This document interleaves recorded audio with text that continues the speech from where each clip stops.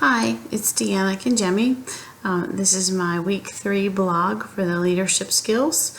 In the leadership skills questionnaire, I scored in the very high range on the administrative skills and the interpersonal skills. I scored 26 points on each.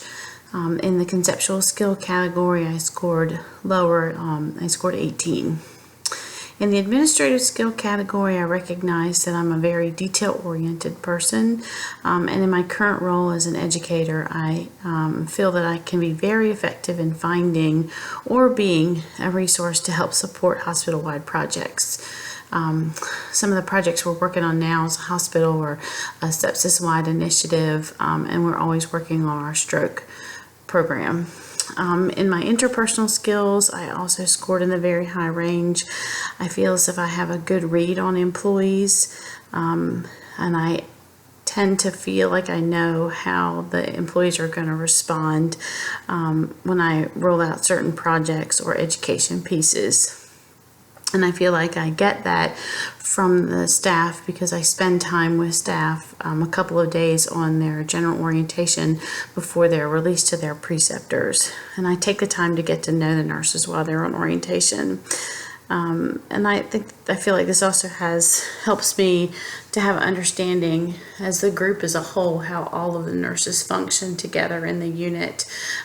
As I get to talk to the nurses while they're on orientation, to find out how orientation is progressing, as well as talking to the preceptors to find out how they feel like the nurse is progressing.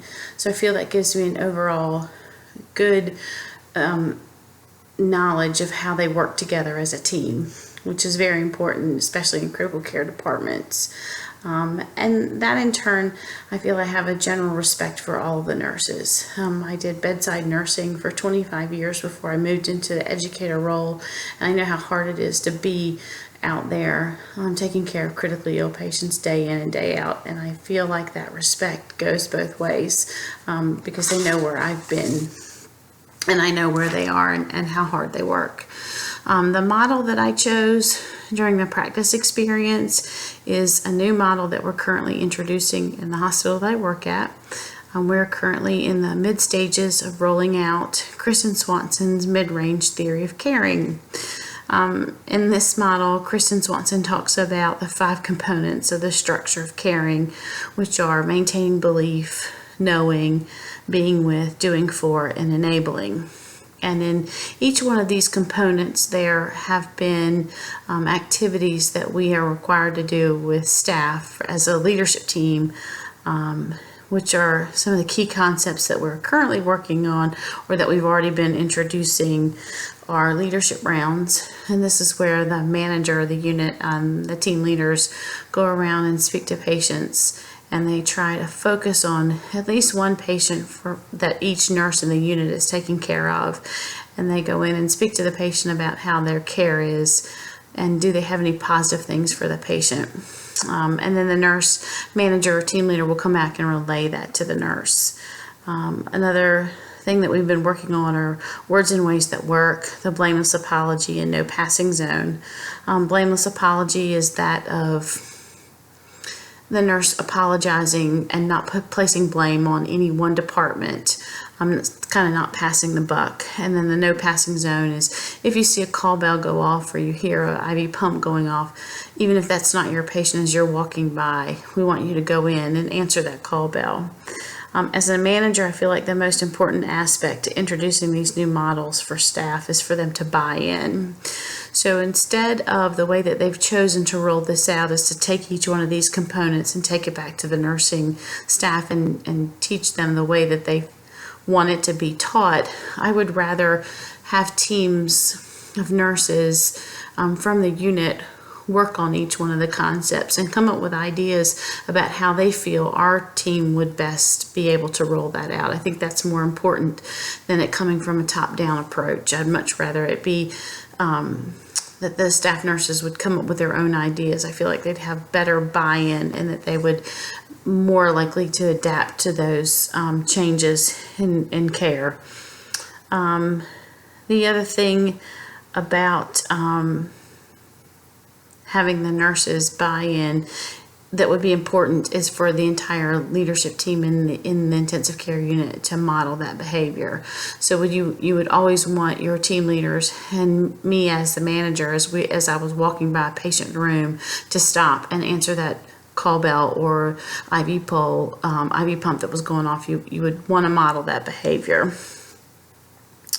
I think that concept would work a lot better than the way that we are doing now.